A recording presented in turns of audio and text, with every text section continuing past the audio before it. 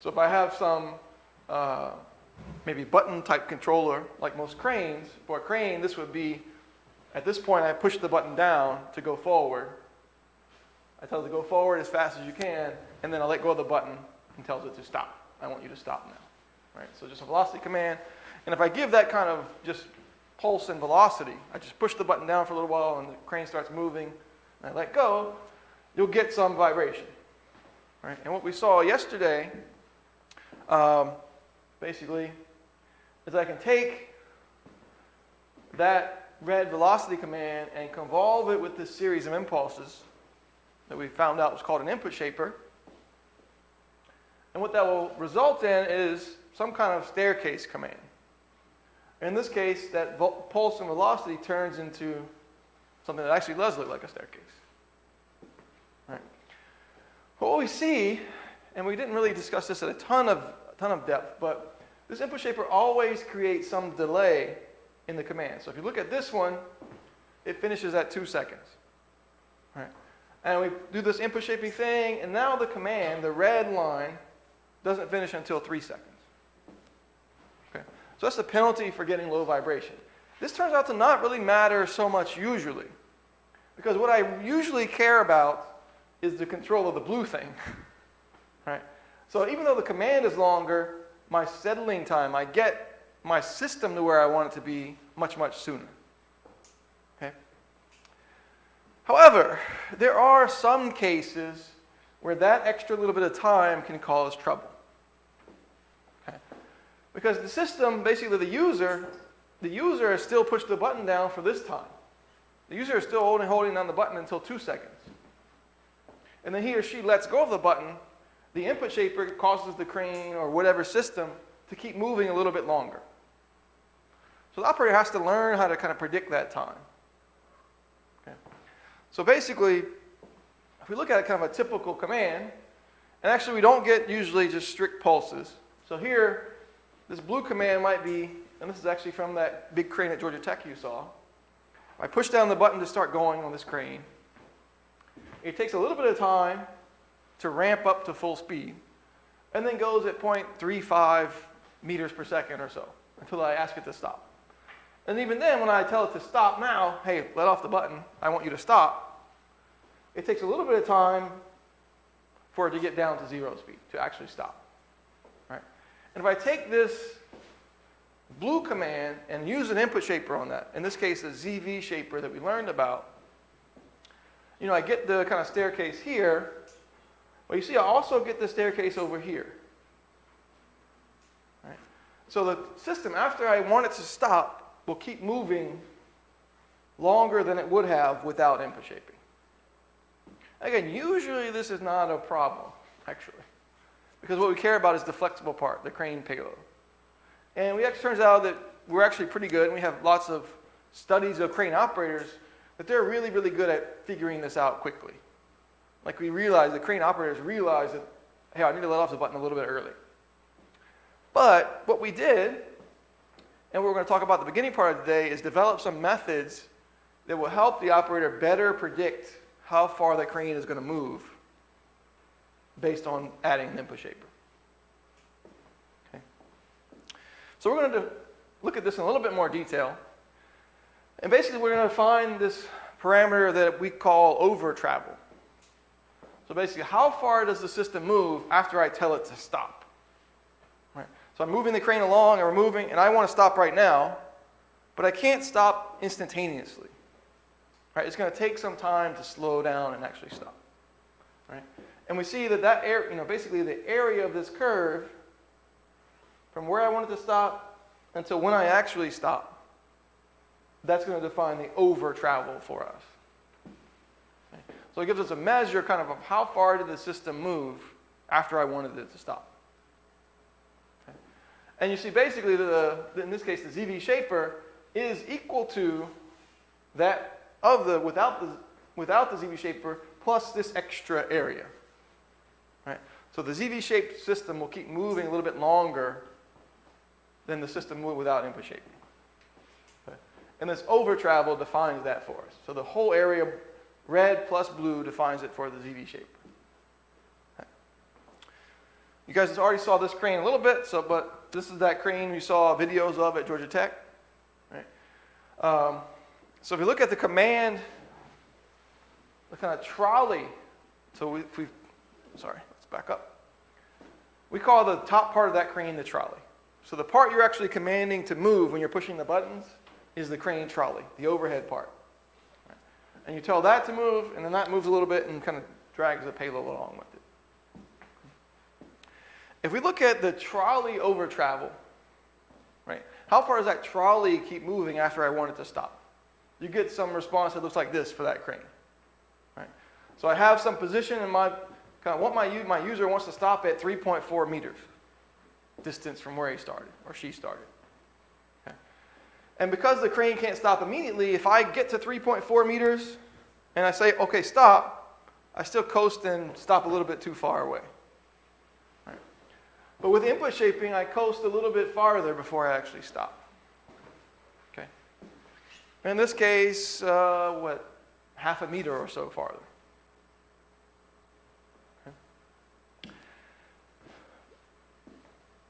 But again, we get the response of the payload now. It looks something like this, right?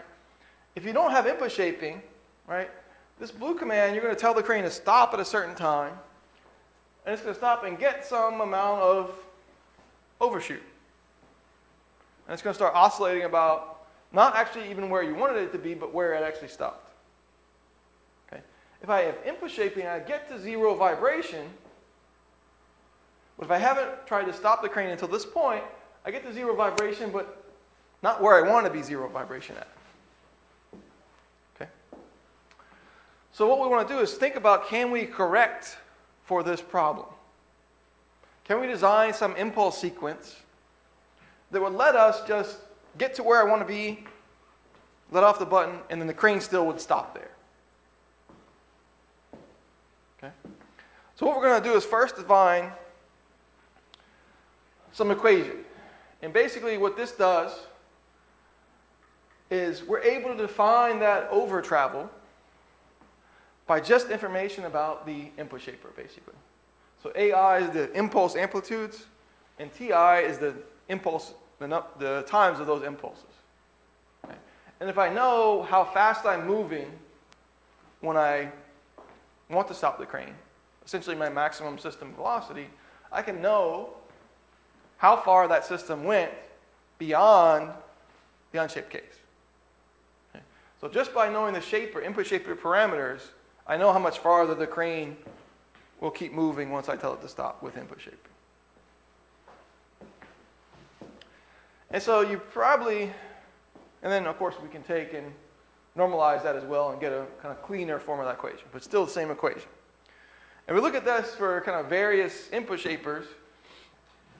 This kind of makes sense for us too, right? So on the horizontal axis here, we have kind of we talked about these three shapers primarily yesterday, but we have some others that we know in closed form effectively, some other common input shapers.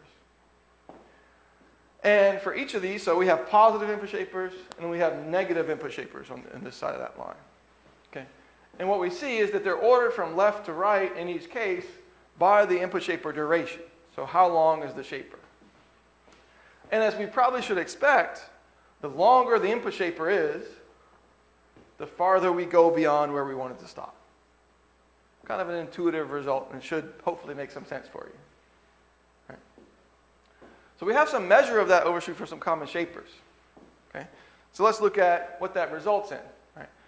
So if we plot this, what we can look at in this case on the horizontal axis is how quickly I get up to maximum velocity or stop. So even without input shaping, there's going to be some time that it takes me to ramp up from zero speed to maximum speed. Right? I don't have infinite acceleration. So what you see these curves on the horizontal axis is that ramp time. So over here at 3, it means it would take me 3 seconds to go from zero velocity to my maximum speed. Okay. At 1, it would take me 1 second, the crane 1 second to go from zero velocity to maximum speed, or from maximum speed to zero velocity. Right, so it's basically a measure of the kind of acceleration for a given system, for this crane. Okay. The curves you see are that trolley over travel. So given that ramp time, if my user let off the button, this is kind of how far the crane is going to travel in that 3 seconds between when it's going maximum speed and when it actually stops. Okay. That making a little bit of sense? No? Okay. So let's take a look. Let's do one example. So let's look at the really long one. So over here at 3 seconds, basically what we're saying is the crane, if I tell it to stop right now, right? If I let off the button telling it, I have the button hold down, I'm moving, and I tell it to stop right now, it's going to take 3 seconds for it actually to get to zero velocity. Right? So 1001, 1002, 1003 to actually stop. Okay? So you can imagine the longer that time is, the farther I go between when I want to stop and when I actually do stop. Okay.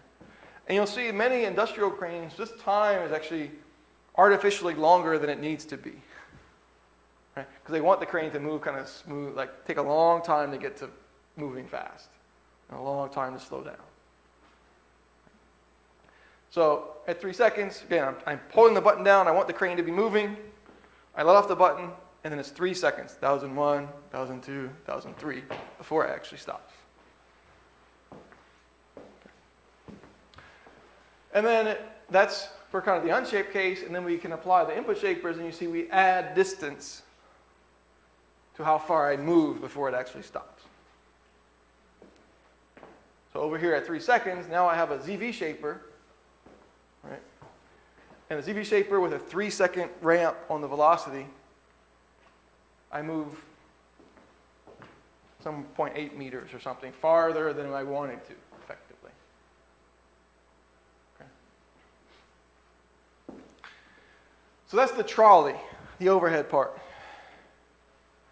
If we look at the payload part, so the payload is how far the payload is swinging. We're going to measure how far the payload actually swings out on the other side. So we have the same horizontal axis, right, where this is that ramp time. So how long it takes me to go from maximum speed to zero. And in this case, you have basically the ZV and EI have such low vibration that these lines basically match the ones from the previous slide. Right? Kind of different height, but we have not much motion of the payload beyond where the trolley actually stops, because the vibration is near zero. Right? But for the unshaped cases, right, we try to stop immediately, and the payload actually goes further than the trolley and swings this way. Okay. So what we've shown kind of so far, and hopefully you've been able to follow a little bit, is that we can effectively write some equations that describe not actually this plot, but are able to describe this plot and how much farther the ZV shaper would go than the unshaped case, or how much farther the EI shaper, or any shaper we have. Okay, I have the equation, the first equation I showed you describes these curves exactly.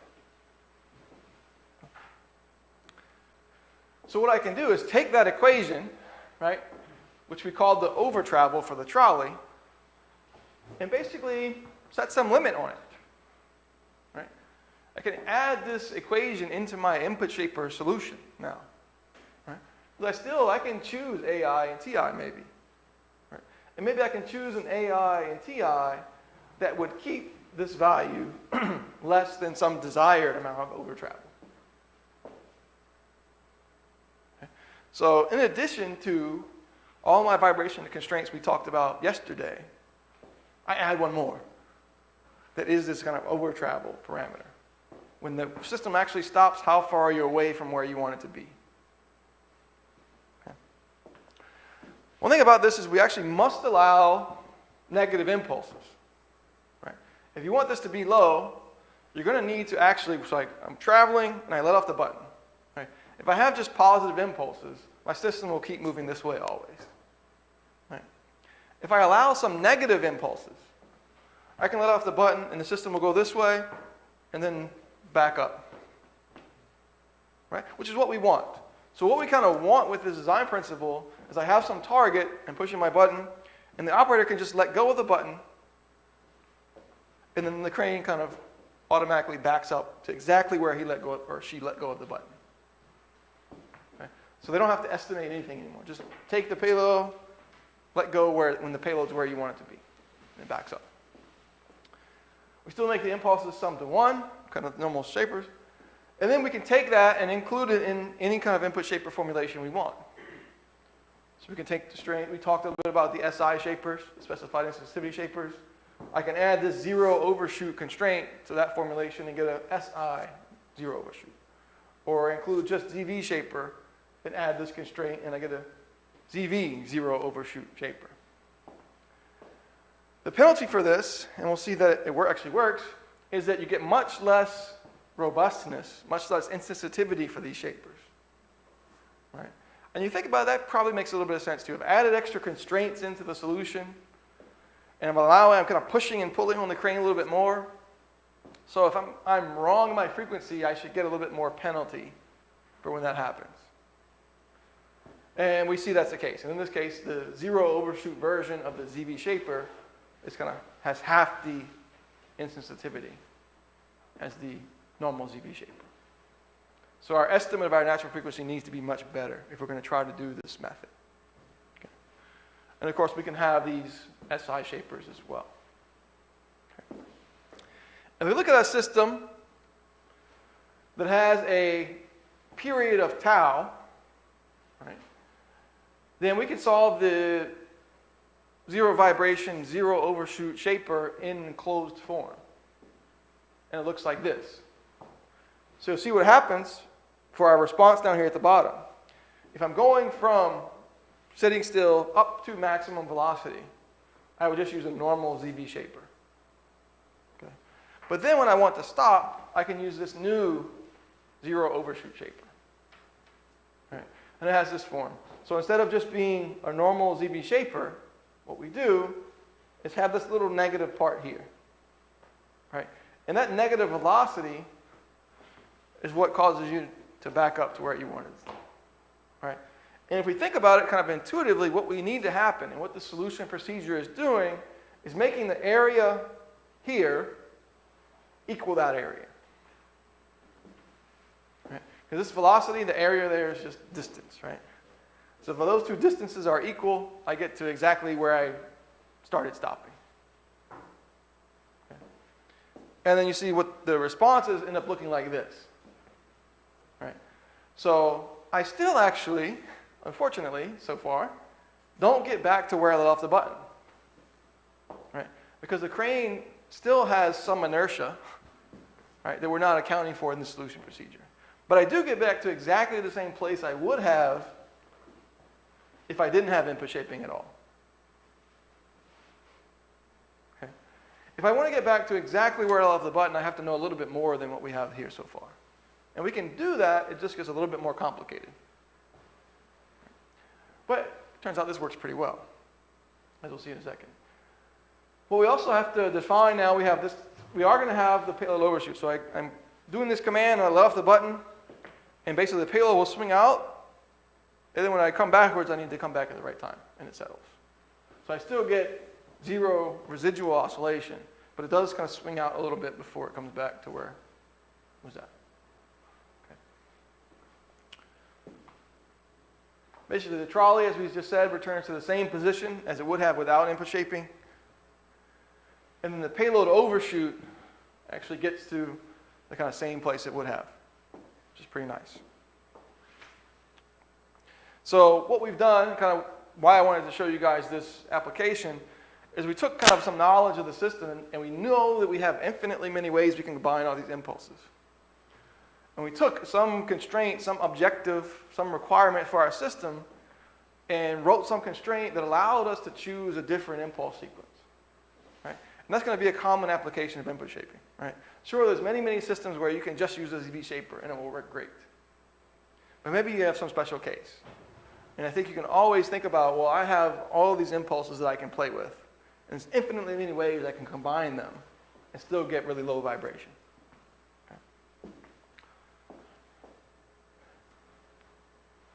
Okay. Let's talk about another way that we might be able to help the user know when to stop their system. know when to stop the crane. So here's actually a user interface for a crane, a tower crane in this case. So the ones you see building skyscrapers, right? I think Dr. Hong has one in his lab. So here's one that was running kind of Siemens software. That's why it's a little bit ugly. So it's running the Siemens software, and the interface already had kind of a picture of the trolley. So you have a bridge crane, a tower crane has the rotational axis, right? And it has a trolley that can move along that jib, is what it's called.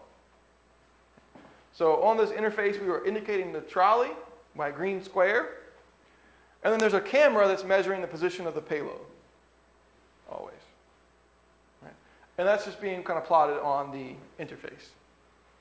And what we're going to do, and what we did, is add this kind of bullseye. So this bullseye is also moving along with the crane. And what that bullseye, this kind of symbol represents, is that if you stopped doing everything right now, that's where the crane will stop. So we gave some prediction to the user, the crane operator. If you just stop doing everything right now, you're going to end up at this position. Okay? And it turns out that's actually pretty easy to do if you know your system fairly well. Right? So all we do is take the user input, basically, and we're also going to feed it into the real system like we normally would. So basically the system state just tracks what the normal system does. But we also have a model of the crane itself. And we can take that user input and run it through the model of the trolley motion that describes the trolley motion without the input shaper. And actually that is what gives us the location of that predictive element.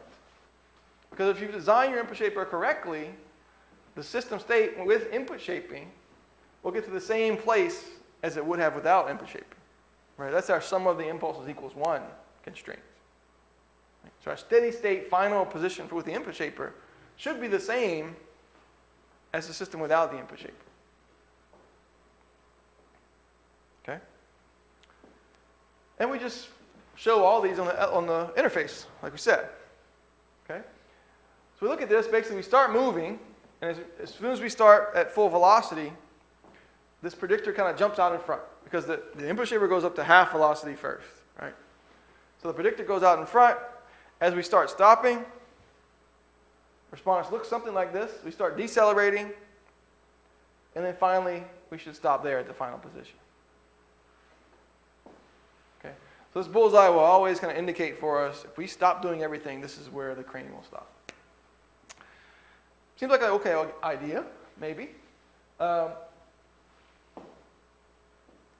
So we decided to test it, and here's the crane we actually tested it on. Again, another crane at Georgia Tech. And we had this kind of little complicated payload, and the operator needed to move from this circle around to this guy, was the objective. Okay. What we did for our model of this system, right, it's a pretty well-behaved system. So we really can just use kind of the straightforward kind of kinematic model of the jib motion and the trolley motion. Right? So the position at time step k, position at the next time, is where we were last time, plus some velocity times our sampling time. Right? Our new position is our old position plus velocity times time. Right? Kind of high school physics level understanding, right? It's kind of pretty straightforward. Okay. The other little trick we play is that this actually does drift over time. There's some error in our measurements, some error in velocity. We can't track velocity exactly. So basically, if the user hasn't given any kind of input for 2 seconds, we automatically reset the predictor to be the same place as the trolley, which we know, which is a little bit of the trick. We had an obstacle course set up that looked something like this one. So it's kind of top view of the obstacle course. We're going to look at, and we recorded the time it took the operators to complete this trial. Did they collide with the obstacle or run the payload into things? Number of collisions. And actually we record also the number of times they had to push buttons. That gives us some measure of how hard the operator was working when they were controlling this crane. Okay. And then we also measured the final positioning accuracy. So when they stopped, how far was the payload from where we needed it to stop? Or where they should have stopped? Okay. So a little bit different angle for you. But we have the trolley. In this case is the blue line. Right. So the operator starts here. They drive the trolley to this place, move around the obstacle, back towards the target, and you see the crane payload is oscillating. Right? And we get to the target, and it's oscillating there for some time before it finally settles within the zone. Okay. So in this case, even without kind of input shape or anything, it's a little bit difficult to, like they could have maybe kept going here. Okay. But you have non-expert crane operators, it's difficult to see what's going on. Right? But they move around and get some amount of vibration without input shaping, as you would expect. Okay. So we turn on, in this case, a 2-mode ZV shaper. And you see we get less vibration, still a little bit. But then the operator, you notice that they kind of drive too far. Right? So the trolley goes past where it needs to be, and then they have to move back manually. And because of that move, they get a little bit of actually oscillation. They tell it to go forward, and they immediately tell it to go back the other way before the system reacts really well. All right. And then we add that predictive element on the graphical interface. And they're able to do this. Get quite a better result. So in this case, they knew exactly how far they had to drive out. If you look at the kind of input shape case, they actually drove out much farther than they needed to. Because they didn't know they had to wait for the crane to stop, so it went too far this way too. Okay. So if we add that predictor, then we can basically save time not just in positioning in our final position, but also know and kind of be confident we're going to be able to get around obstacles and kind of get closer and save time in that way. So we have 2 ways we can save time. We also did this both locally, where the user could look at the crane and look at the interface and try to compare and drive. And did it remotely, where the operator didn't see the crane at all. They were in a different room. So we're looking at kind of, this might help remote control of cranes. Maybe your crane's working in some very dangerous area. You don't want the person to have to be there. Okay. So we can look at the completion time. So how long did it take the user to finish this obstacle course? Okay. So we have kind of the time, right? So without input shaping, when the user is there and can see the crane, on average, it took about 240 seconds for them to finish this maneuver. Okay. And you see there's also this error bars is the standard deviation. So here's the average of all the users, and then plus and minus 1 standard deviation around that average. So you see not just was the time longer, but there's much more variation from one user to the next. And then we have kind of input shaping, improves our time quite a bit, and also improves the variance. Right, so with input shaping, everybody gets pretty good. Right. And then we have the predictor, we get even a little bit shorter, and the variance is about the same with the predictor. Right, so we are able to improve how quickly they can operate this crane over this obstacle course. Okay. And then you see, with remote control, when they're not able to see the crane and they have to rely just on the interface, everything gets a little bit longer. Time takes a little bit longer, but we still have pretty good improvements with the input shaping and the predictor. Okay. You look at positioning accuracy, improvements are not as dramatic, but they're still quite a bit better. So we go from input shaping down to the predictor, so our deviation around the target gets much, much better. I think a pretty good idea. We actually got a patent for this. That's been doing pretty well for these 2 ideas we just talked about. Okay, questions about that part? We got one more input shaping, kind of interesting input shaping example coming up. No questions. The big point, I think the big takeaway is to just realize, and from this whole presentation, the first hour today, is that I have a lot of different ways I can use input shaping. Right? And it's a tool in my toolbox, and I can add constraints and take away constraints as I need for my specific system. Okay. So actually, let's talk. I do also, in addition to kind of vibration control, I also do some robotics research. in my lab. And one thing we're working on is kind of running and jumping, but small, kind of cheap robots that are able to run and hopefully jump. Okay? And here's one we have in our lab. It's a quadruped, so 4 legs. It's able to walk around. And like most robots built until very, very recently, these leg segments are kind of really stiff. Like in this case, they're just hard composite plastic. Right. So when this robot is walking, basically, he is stomping his feet. Right. Really, really hard, rigid legs. Right. And we've done that traditionally because robots, we need to know where the foot is exactly. Right. I need to know exactly where my foot's going to be when I put it down so that I don't fall over. For most robots. Right. Or I have some big welding robot in a factory, kind of similar idea. Most of the time I want the links to be really rigid so I know where the endpoint is how we've kind of dealt with that. Right. But as you've seen over the last day or so, we could actually control vibration pretty well. Right. So maybe these legs and maybe the links of my robotic arm, similarly, don't need to be so stiff anymore. Right. Maybe they can be a little bit flexible. Right. And if they can be flexible, that also means maybe they can be lighter. So we might be actually save some energy too. If I don't need a big, heavy, stiff robotic arm anymore. So we'll talk about the robot one for now. So if you think about how the robots walk around, they're kind of stomping their feet. Right? If you ask maybe a little kid, an elementary school kid, to walk like a robot, they're going to walk very stiff. Right? So, but that's not how we move around the world. Right? We're much more fluid. Right? Especially when you talk about maybe running. Right? We look at really elite athletes.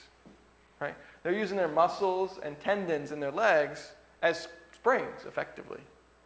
And when their foot hits the ground, they're storing some energy in their muscles and using next time through.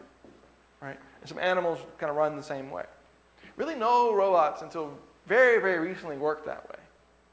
Right? Every time my foot hit the ground, I lost all that energy. Right? And this guy, as it's built, does that. So what we're looking at is basically taking these legs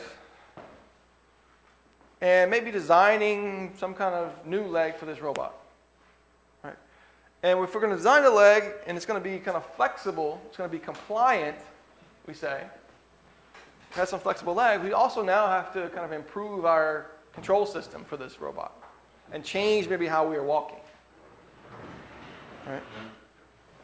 So there's a robot, and then here's kind of our first prototype with these really flexible legs. Right? And in this case, these are kind of the initial prototype, and they're just 3D printed. A simple plastic 3D printed leg. And this C shape gives us a control over the flexibility of the leg. So these look really similar to, if you look at a prosthetic for someone that maybe has lost their leg, and they want to still keep running and be an athlete. You'll see they have similar kind of curved beam prosthetics that serve the same function. They're storing energy and allowing that person to still run and play sports. So we replaced the rigid part of the leg with this flexible C shape in this initial version. So I'll show first a video of this robot walking. Right? So we can walk around with the flexible legs, the rigid legs, and as soon as we add these flexible legs, right, we actually can walk 15% faster. So a pretty nice improvement for not really having optimized the shape or flexibility yet. Right? The weight's the same. We kind of corrected for that. So you'll see, in this case, it is kind of bouncing, right? So we are using some of that flexibility with each stride, and that's actually speeding us up. And again, we're about 15% faster. We have the next version under development now. What I want to talk to you guys about primarily, though, is jumping. Right? So I take a look at a similar type robot and think about, well, maybe I want to jump around. Well, why would I want to jump? Well, it can be a really efficient way to travel. Right? We talked about walking. If I have a walking robot, I really still, even with the flexible legs, have to think a little bit about where I want to put my feet if there's some rough terrain. Right? If you're walking through the woods or doing some hiking, you're kind of more careful about where you're putting your feet than if you're on some smooth surface.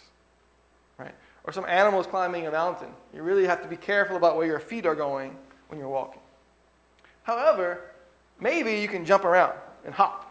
And you'll see some mountain animals are kind of more jumping than they are walking step to step. Okay? So it can be really efficient on rough terrain. Right? If there's a whole lot of rocks in front of me, maybe I can just jump over them rather than having to walk through them really slowly. Right? Also, it tends to be an efficient way to travel in low gravity environments. If I land some rover on the moon that can jump around, that's some advantage. I can jump farther than I would have been here on Earth for the same energy expenditure.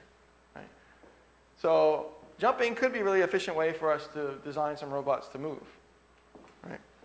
And what we see is that, you look at video of the US astronauts back when they were walking on the moon, they automatically started jumping around too. Right? You look at the video of them moving, they're not walking anymore. They found this was a really efficient way. It's actually kind of interesting. You can read some interviews with these astronauts, and they all talk about how effective and how efficient it was for them to move this way. How much less energy it took for them to jump compared to walking in their suits. Which is kind of an interesting idea, I think. So let's look now at kind of a simple jumping robot. Okay, so we want to investigate this idea. I'm going to build a jumping robot and have it have some flexible legs. Well, how do I need to control how those legs are moving? Okay. So we're going to look at kind of simplified, kind of pogo stick, single, up and down robot. All right? So I have some rod, some cylinder that has a mass ml. Okay? And I'm going to make this thing jump up and down. Basically, I have kind of a linear motor here, effectively. And I can pull this rod up and down within that motor. Okay. And then at the bottom of that rod that actually touches the ground, I have the flexible part. Okay. So kind of a pogo stick that you'll see some kids playing on. Old toy, right? So I have an actuator. I can move this mass up and down, which will move the rod, and then the spring is what contacts the ground. Okay. And then we can write the equation of motion for this system pretty easily. Looks something like this. And the only thing that's a little bit tricky about this is you have to make sure that when your system actually jumps, that the spring is not trying to pull you back to the ground. Right? So you have this condition that if the robot's not touching the ground, basically the spring doesn't have any force. Can't apply any force to the system. Okay.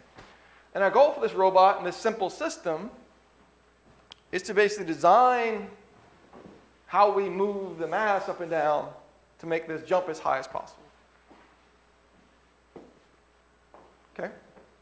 So I have this simple pogo stick type robot, simple model of a jumping robot. Right? I can control kind of how its leg moves, kind of, right? And I know I have some spring that it touches the ground. Well, let's think about what a jumping command might look like for this type of robot. Okay? So if I think about the acceleration of that mass, right, I'm going to have some acceleration in one direction, and maybe I can pause there for some time, and then some acceleration in the other direction. So we look back at our model.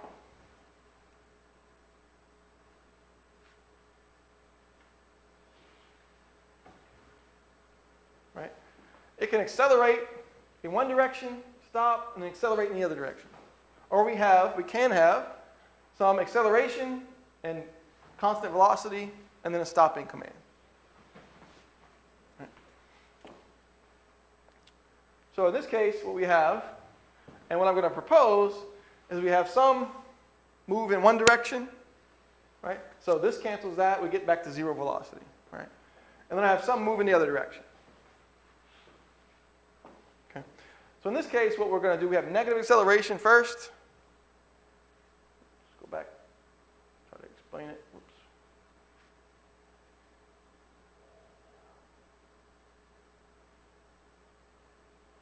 Too far.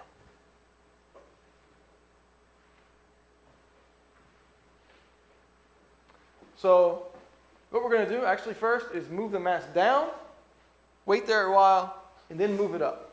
Right? If we try to move the mass up on the rod, it's effectively pushing the rod down. Right? The kind of equal and opposite forces thing, right, that Mr. Newton figured out. Okay. So we accelerate